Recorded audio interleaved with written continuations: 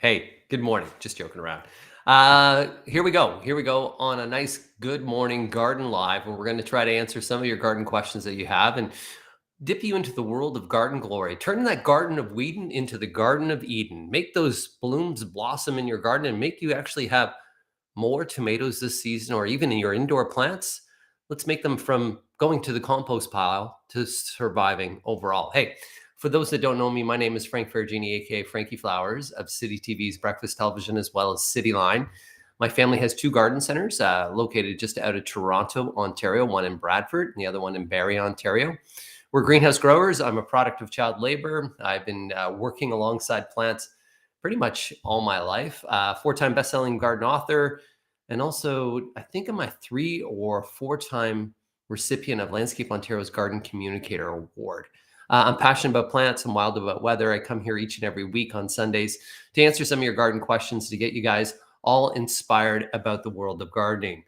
We already have a good morning from Matthew Amos out there this morning. We also have a good morning from Tottenham, which is not too far a drive from where I am right now. We have a good morning this morning as well from Paula Polly. What vegetables should not be planted next to each other? Hey, Paula, great question, by the way, as well.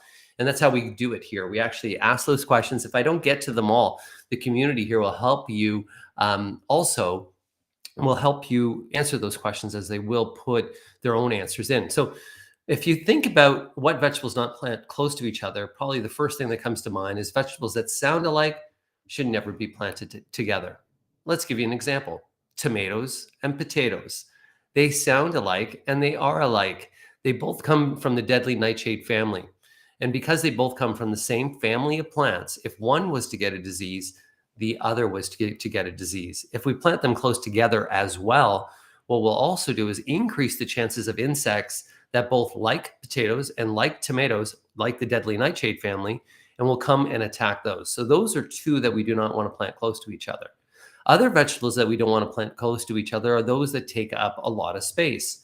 So for instance, if you're thinking about planting pumpkins this season, you do need a large space in that garden for pumpkins.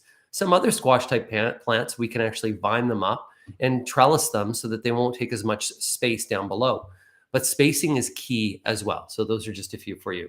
Good morning from Perry Sound. Good morning to you. Hey, I will be up not too far from Perry Sound on Thursday morning. I'll be at the JW Marriott Rosso for breakfast television. So things are starting to open up, which is some good things. Good morning, Frankie from Serena Athena. Hey, good morning, guys. Our money plant continues to have brown leaves and any tips. So I'm getting a lot of people with the money plants, and money plants are generally those ones that will have a braided stem with the larger leaves, and they don't grow money. They're supposed to add prosperity to your home. Another great plant that can bring prosperity to your home through Chinese culture are jade plants. But the reason why we generally have brown tips on a money tree is either too much water, it's inconsistency in water. Either they're too wet or they're too dry. But the main reason at this time of the year is humidity. That lack of humidity inside our homes is really stressful on those money plants. So what I would recommend is a couple times a week, just get a misting bottle and give them a little bit of misting with water. That should help. And make sure they do slightly dry out in between waterings. That's super key. The pot size as well. If it hasn't been repotted in 3 seasons, it's probably a good idea to repot. So browning leaves on any plant is a sign of stress. And stress can be caused by too little humidity, can be caused by too much water, too little water, being pot bound, maybe inadequate light, being near a heating vent also can cause a lot of problems for indoor plants. And probably the last thing is insect damage. Generally, when we have insects on indoor plants, we'll either see holes in the leaves, or we will see that the leaves become sticky. And because the leaves become sticky, that's the secretion that many insects will leave behind when they eat. And that sticky substance is a good indication of insects. Okay, now, this is from Teresa Bars.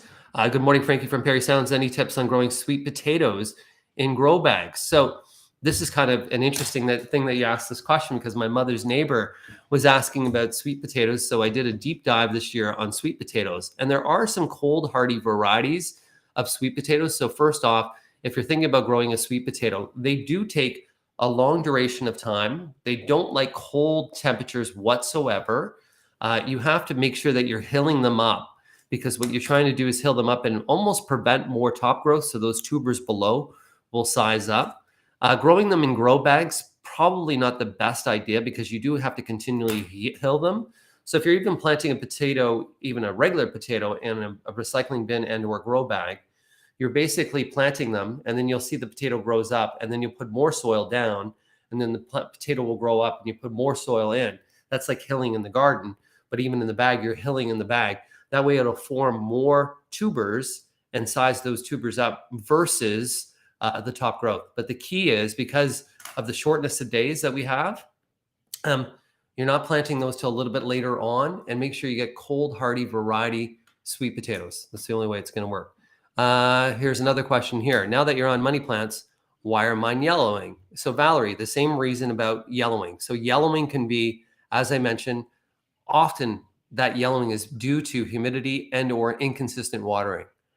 Mostly for indoor plants, the number one reason why we're having issues inside, well, I can give you 3 reasons. If it's right beside a heating vent and that heating vent's coming on all the time, that's a problem. If your inconsistency in watering and allowing them to sit too wet for too long, you're getting root rot. That's the yellowing that you get. So more of a yellowing versus a dry tip. That's generally overwatering.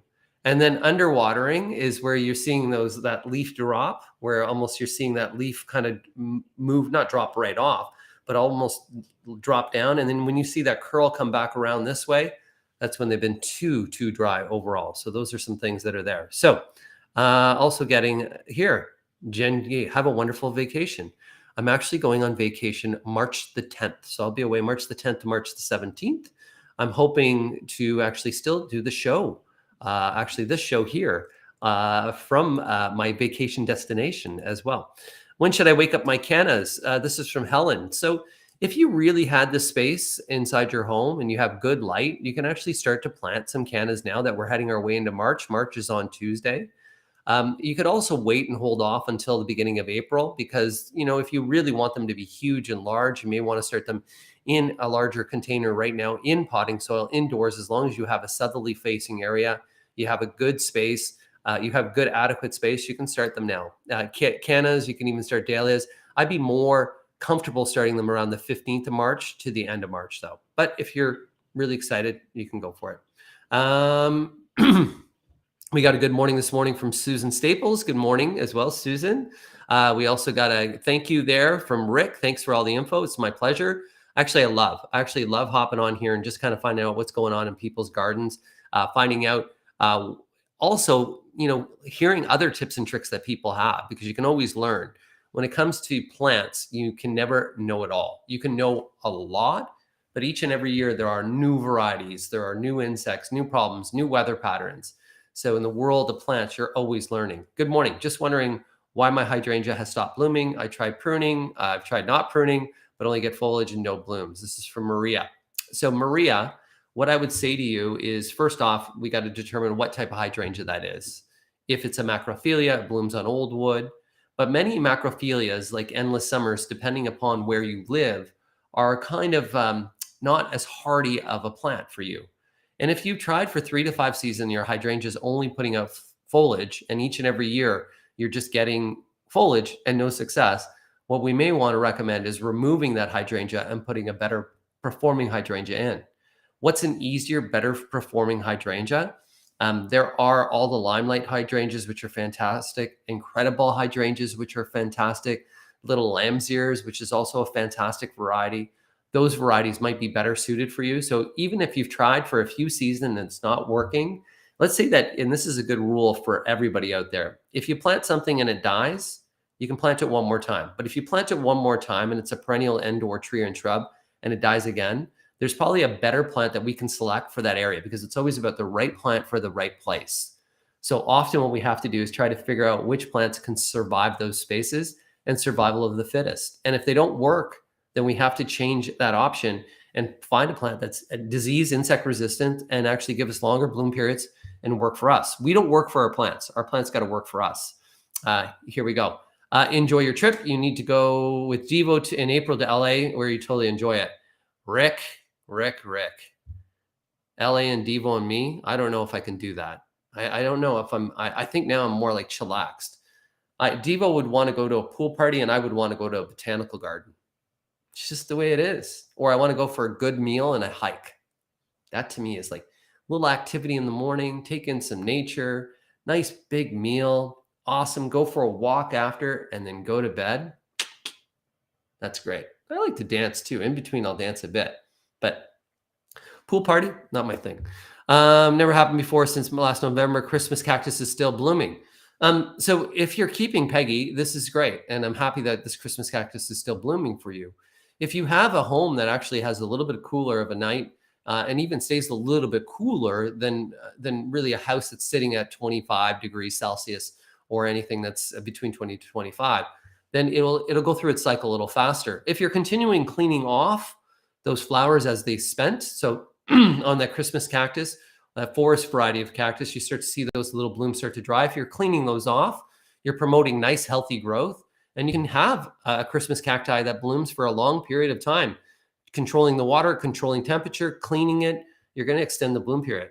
Here's another question that we have here too. Do you have a safe and visible fence liquid recipe to deter rabbits from eating my garden? Thanks. It's from Paula Polly. So there is a couple different things. If they're eating your garden right now, which I've actually had a lot of rabbits in my backyard, it's unbelievable. The amount of a rabbit poo that I have in my backyard, it's like kind of gross. You can put something called scoot or even animal begone, but scoot will leave a residual taste on deciduous plants, and the rabbits should keep away from those. So scoot, S-K-O-O-T, or take a look at animal begone. Those are two things that can help you there. Just going to take a little drink here. What should my mom do to keep her Christmas cactus going for a long time? Like I said, allow it to dry a little bit in between watering. Keep it in a cooler room, which is key. Continue to remove those spent flowers, and you can extend that bloom period. You can really controlling light, controlling water, and always cleaning spent flowers thereafter. That's how you can make a plant extend its bloom period. Now, hi, Frankie from Thornhill. I really love native plants, and don't we all? And I have a pokeberry bush. I heard they can become aggressive, but the birds love them. Should I be concerned? Many native species can become not so much invasive, but they can be aggressive. So, you should keep it in check, keeping it pruning it after, now that it has its berries for the winter season. In early spring, you can give it a little bit of a selective pruning to kind of keep it under control. But as long as you're pruning, maintaining, keeping it under control, it'll be totally fine.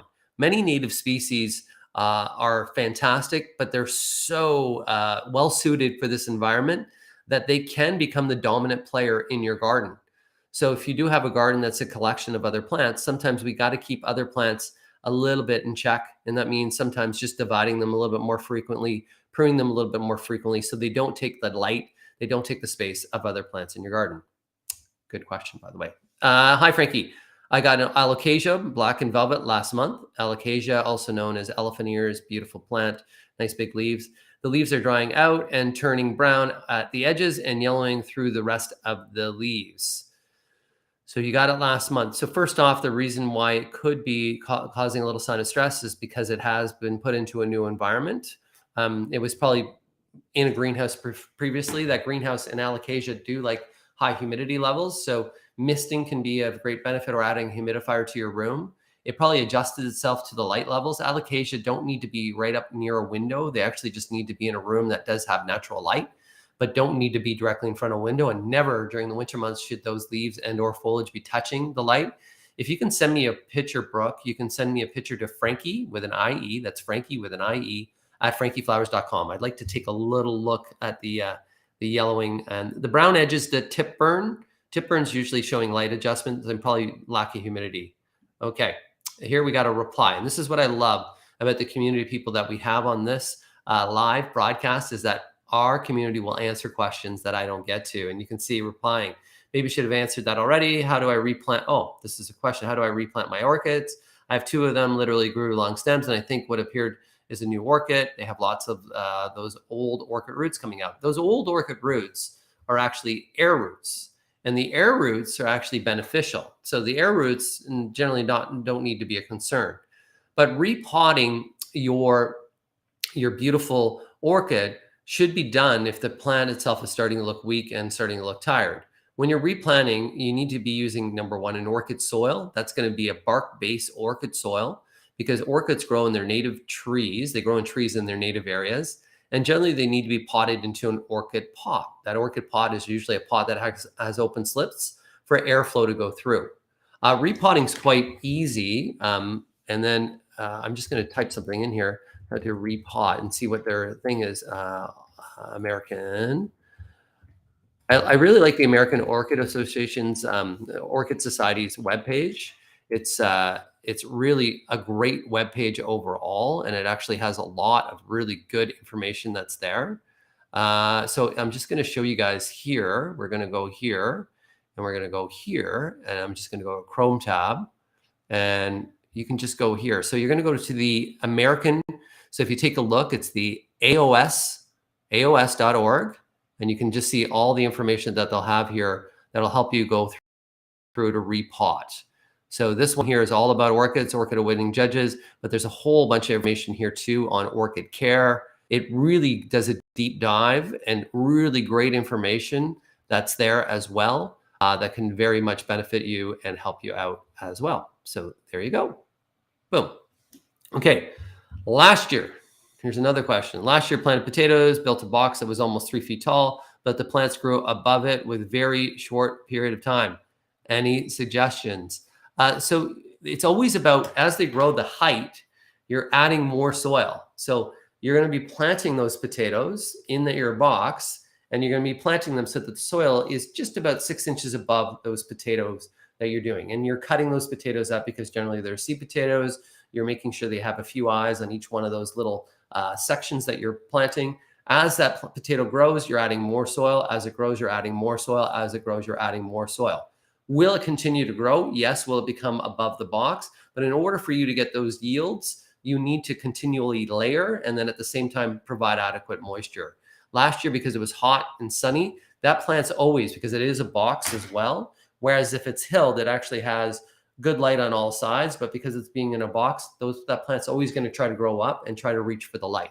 So you're always going to get that height that's there. And that's from Marlene. So thank you for that, Marlene. Here we go. Another question that we have this morning too. It's best to put vegetable seeds in the ground or ones that are already started. What is the best soil to grow vegetables in? So Rick, the best soil to grow vegetables in is a really good compost and or a well-drained soil. Triple mix sometimes is something that you can buy in bags. You can buy premium soils that are formulated, or organic soils if you're looking for vegetables as well. Miracle Grow has some that are on the market as well for you. But it's about making sure that it's not in a compacted clay-based soil or sandy soil. You want to avoid sandy and or clay-based soil. There are different vegetables that are very easy to be planted directly in the garden by seed. And those are spinach, radish, beets, carrots, some onions that are out there, mesclun mix.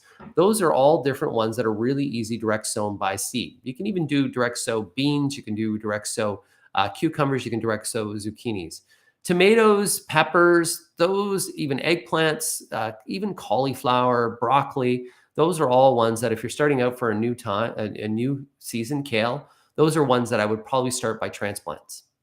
So Food to Grow is a book, but just let you know, I'm also working on my course right now, which I think we're going to call it Shovel to Spoon or Spade to Spoon. That's what I'm thinking calling it.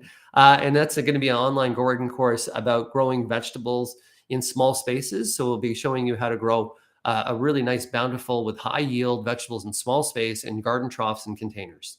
I hope to have that set and ready for about March the 21st, first day of spring, at least April 1st, we'll have it ready for you then. Hi from Perry Sound as well. Good morning to you. Hey, there's a couple other things that I wanted to show you as well. So I'm just going to share my screen here as well. So as you know that I am now on the board of Royal Botanical Gardens. So I want to give you a little bit of a look at, if you're thinking about educating yourself, and I told you about my course that I'll be offering, but if you look at the Royal Botanical Gardens and you look to many of your botanical gardens, you're going to see that there is a ton of different information that is available for you to go. There are some beautiful different virtual talks that you can do. You can see there's a virtual even guided hike that's there. But if we go down here, there's even some courses that we'll find on garden therapy. You can see here how garden pests, how to spot them. Also Garden Bones, which is more about landscaping for life. There's a whole bunch, even smartphone photography in the garden, 2-day horticultural therapy training.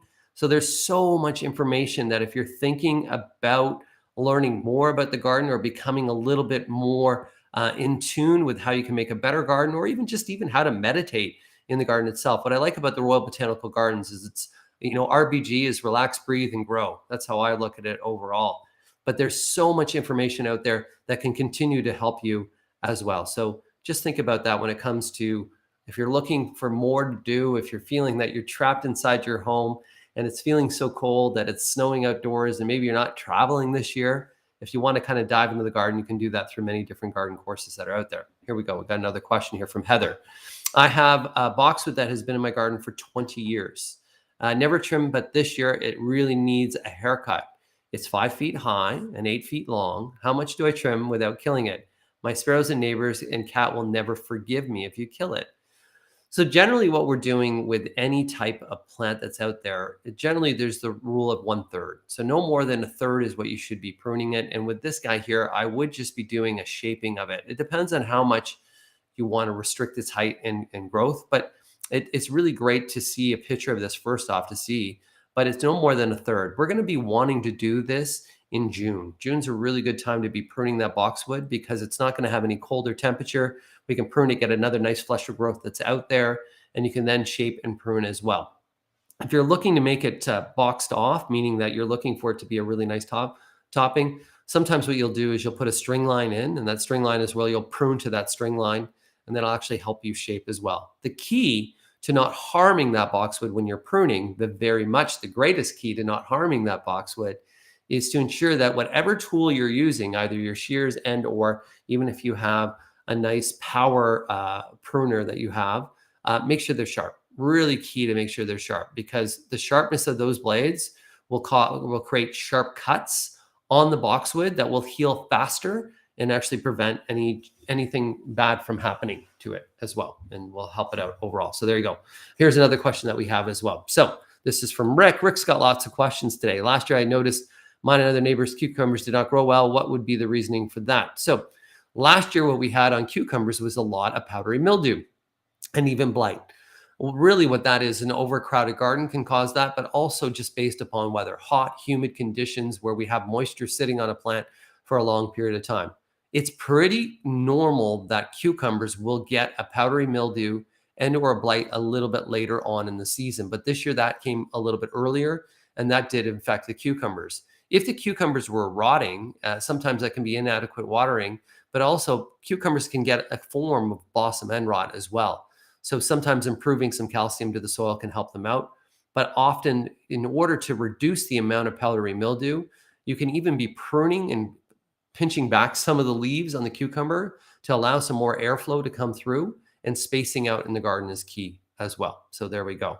Good morning. This is from Mel. I have gardened most of my life, but I've always lived where there has been too much share for veggies. Last year, end of season, I joined a small community garden in Oak Ridges. Ironically, I was in Oak Ridges yesterday. That's where my son was playing hockey. I was able to do clean all the pigweed and mint that. Let me see what the extension of this question is here. Just going to see. Be chewed. Rodent suppression items out there, but they are all to repel birds. Also, would you recommend keeping ground pest away? Have you suggestion for garden planners, which are the ones that are best or better ones? This is the Farmer's Almanac. Thank you for your suggestion, Cindy.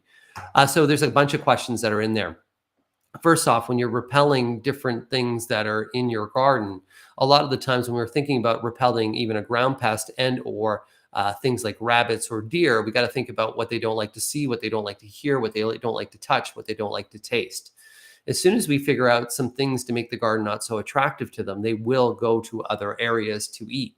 And then also sometimes to work with nature, sometimes we'll plant on the exterior or the edge of the garden some lettuce greens and or even some other things that we really don't need per se, but can provide a source of food to keep them busy and to keep them away from your garden that's out there.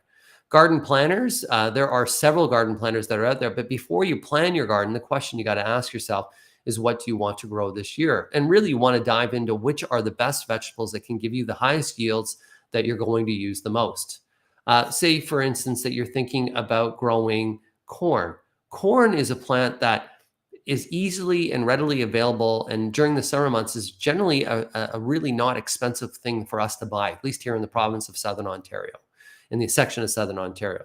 Corn also will be one that will, even though it grows up, it's something that will restrict light and attract a lot of raccoons. I often recommend people to maybe not grow corn if they have a smaller space. If they have a smaller space, I often say don't grow corn. Better selections for you that you can grow is Swiss chard. Swiss chard is something that's fantastic from a nutritional perspective, but Swiss chard is something that it grows, we cut, it regrows, we cut, it regrows, giving us some high yield. So as we're planning our gardens, we need to look, and we have my book, Food to Grow, actually has some really good plans in there for different gardens for you. And the Farmer's Almanac is also a good source too, but really you got to figure out what you want to eat first and foremost, what's going to give you the highest yield, and what's the best use of your property in terms of the size that you have. Those are all some things.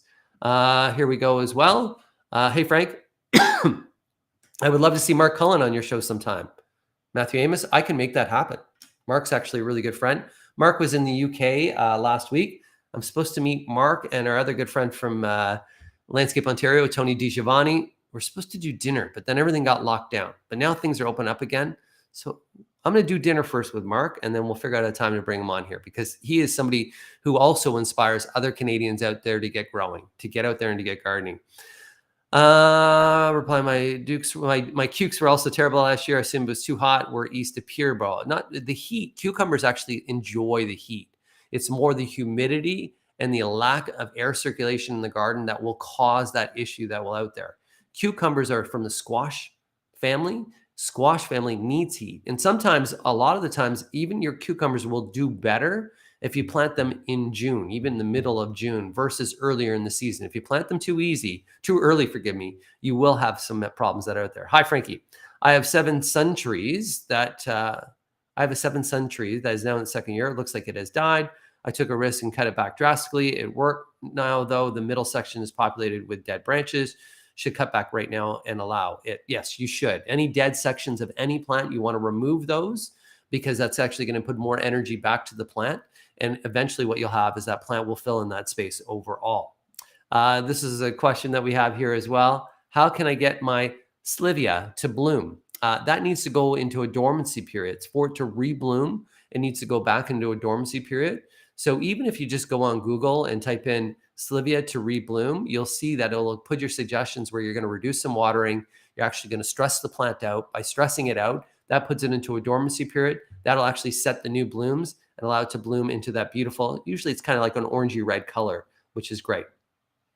Here we go for another thing. Just followed up on the honeysuckle question. I don't know what the honeysuckle question was, but honeysuckle is a great plant. If you're thinking about a really good honeysuckle vine, Drop More honeysuckle is probably one of the most classic, best performing honeysuckle vines that are out there as well.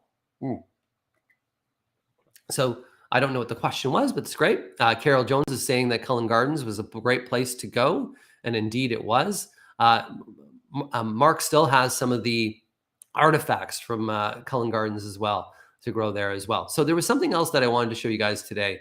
And I just kind of I know that I mentioned about my river boat cruise, my river cruise that's happening with Emerald Cruise Lines that'll be going this summer season in July, and going to take a look at Floriade. Oh, do I have Floriade up there? Oh, there we go, right there. Just want to show you. So Floriade, so the cruise itself starts off in Switzerland, Basel, Switzerland, and then cruises up the Rhine River all the way through, where we get to see areas of beautiful France, and we'll go over towards the Netherlands. And where we end off is what's called Floriade. Floriade's focus this year is all about growing green cities. This river cruise will take us on a really great garden adventure, because we'll be doing garden trivia at night. We'll be taking a look at other gardens, and also just some beautiful, just natural landscape as well. But we'll end off at Floriade to take a look at what the future of a city will look like. In the future, what a city should look like as well are ways that we can green the city, the ways that we can feed the city, and way that we can live and feel healthy in the city itself. So what Floriade is where they've actually gone to build a green city. And with that, it's a celebration of green and you're going to see some beautiful different things that not only will you be able to see these demonstrations, but at the end of Floriade, these will be staying there as an example of how to build a better city. So once again, you can take a look at my Facebook page. You can go down or even just type in Emerald Cruise Lines, Frankie Flowers in your Google search, and you'll come to the trip that's there. And there is still some availability for the trip. I'm going to take one more question here as well. I'm just going to go down here. And here's the question on Potentilla. I have 3 Potentilla that have not bloomed for the last 3 years. I'm thinking about moving to a new location.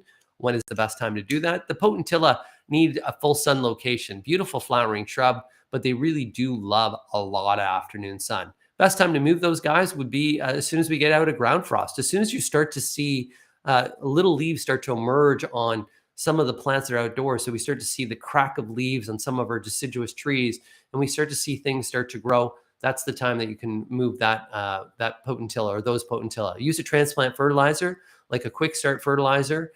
Generally transplant those on a day that's overcast or on a day or a week when we have a lot of frequency of rain in the forecast. That'll really help them. But when it's nice and cool and they're just coming out of dormancy, a great time to be transplanting a flowering shrub like a Potentilla. So for all those today that joined me, for all the questions that were there on this live, once again, we're broadcasting this live now on Facebook, as well as LinkedIn, as well as on YouTube. For all those that watched, even on the Miracle Grow Facebook page as well, I hope your garden this week is, well, your garden inspiration has been watered, and maybe I'm getting you more inspired to get out there and to get growing. I hope you guys have a fantastic Sunday and a fantastic week overall as we head our way into March. March 1st is coming on Tuesday, getting closer to spring each and every day. And a reminder, gardening is always way better than therapy, because at the end, we feel good and we get tomatoes. Frankie Flowers, over and out.